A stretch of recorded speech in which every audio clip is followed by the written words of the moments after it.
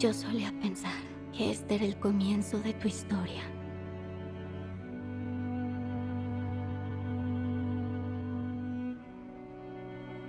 La memoria es algo extraño. No funciona como yo creía.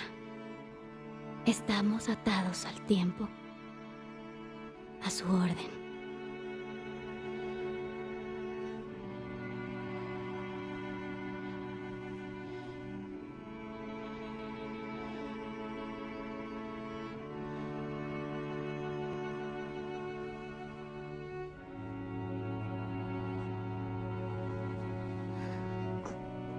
Aquí estoy.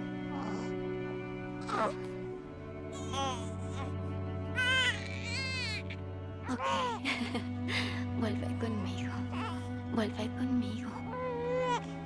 Vuelve conmigo. ¡Arriba las manos! ¿Usted es la sheriff de este pueblo? Traigo mis cosquillarmas y las voy a usar. No. ¿Quieres que te persiga? Más vale que corras.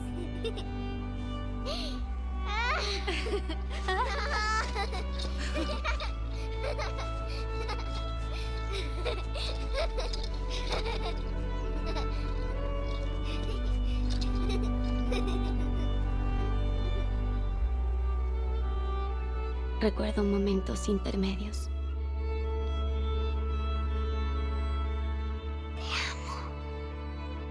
¡Te odio!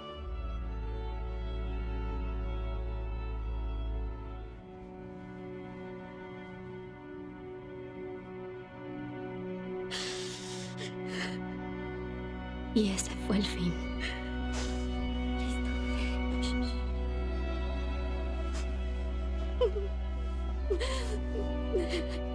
Vuelve conmigo.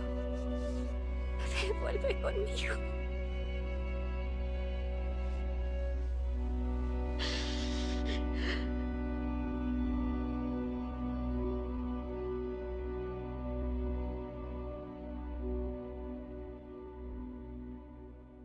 Ahora ya no sé si sigo creyendo en principios y finales.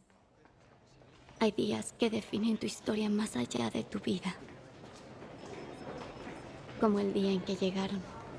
Esta mañana el portavoz de la Casa Blanca declaró que todavía no se puede para dársela a los agregó.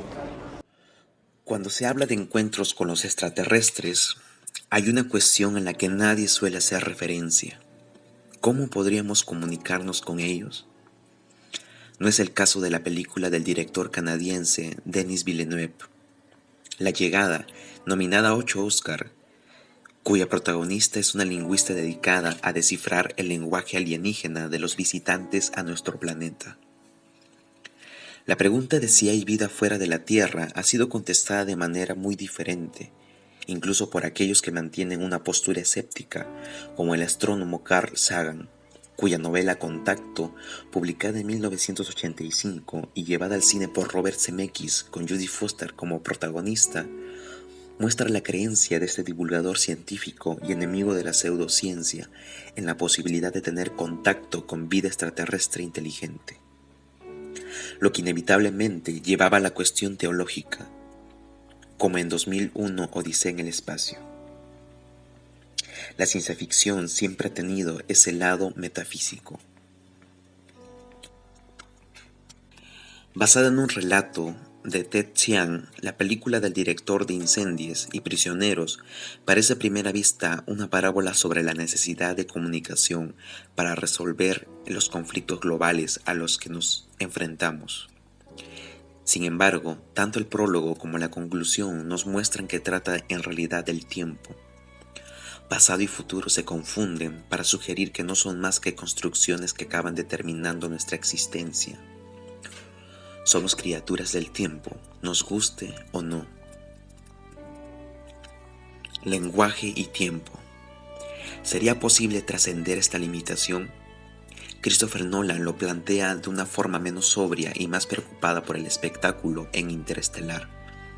La cuarta dimensión no es aquí un app para tabletas oculta tras una librería, puesto que en La Llegada no hay explosiones ni efectos visuales deslumbrantes. estamos ante el callado trabajo de la interpretación de un idioma. El matemático Ian observa que algunos dicen que cuando aprendemos un idioma nuevo, nuestro cerebro se modifica. Se refiere a la llamada gramática generativa, la escuela de Noam Chomsky, que ha unido el lenguaje a los problemas globales de comunicación que tiene el mundo actual. Lo interesante es que la llegada lo lleva al ámbito personal e íntimo de la protagonista. La doctora Lois se pregunta en el prólogo si el principio no será también el final de esta historia. No solo el futuro de nuestro planeta, sino el de su propia hija Hannah. El relato original se llama, de hecho, La historia de tu vida.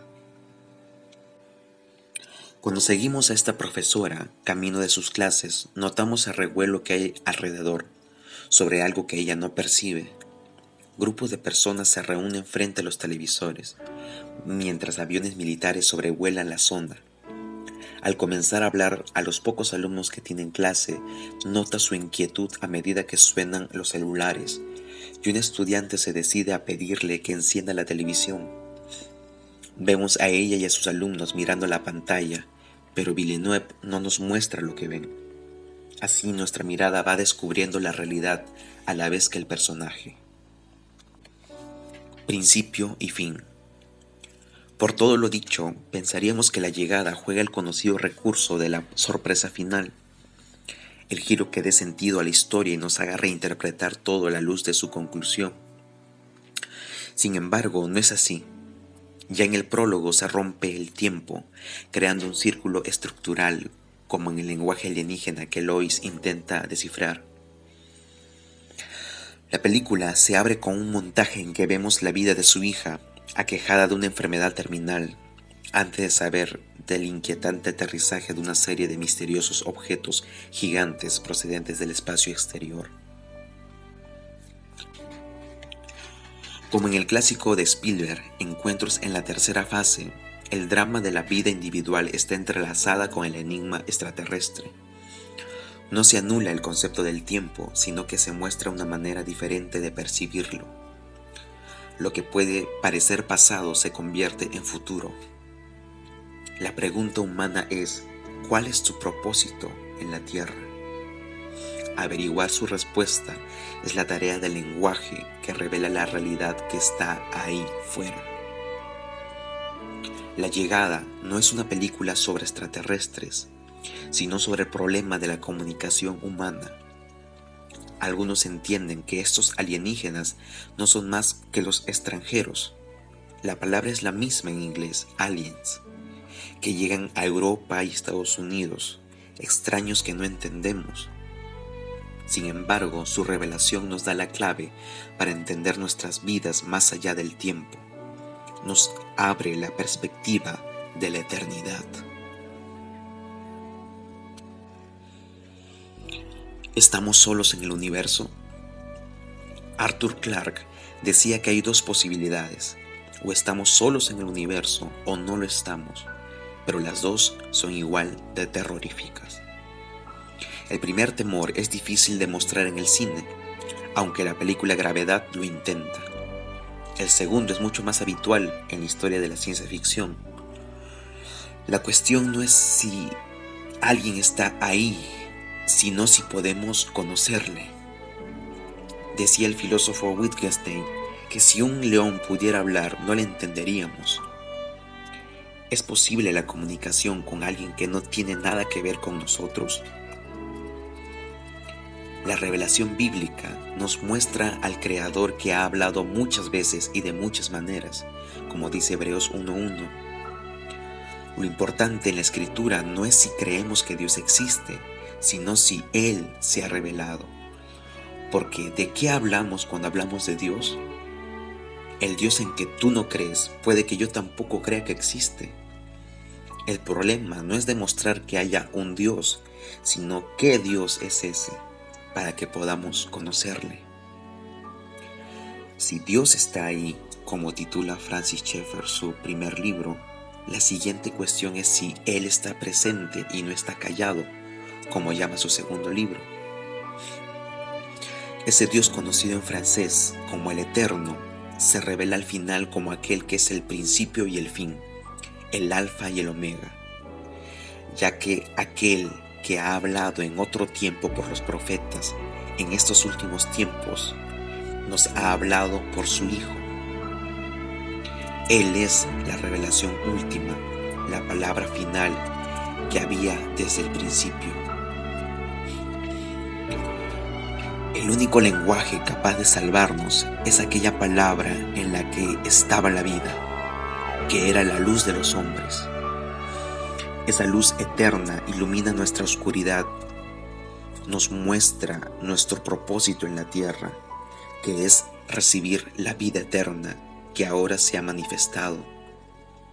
Por ella, Dios llega a ser nuestro Padre y nosotros sus hijos, cuando creemos que en Él está la vida. Entonces, no solo el universo, sino también nuestra propia existencia adquiere significado.